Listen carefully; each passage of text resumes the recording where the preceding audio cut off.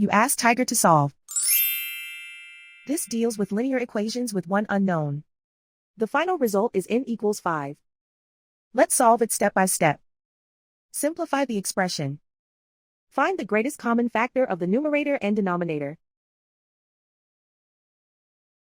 Factor out and cancel the greatest common factor. Isolate the n.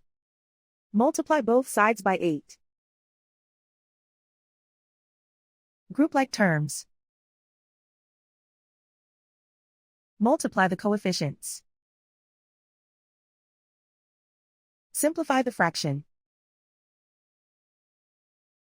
Multiply the fractions. Simplify the arithmetic.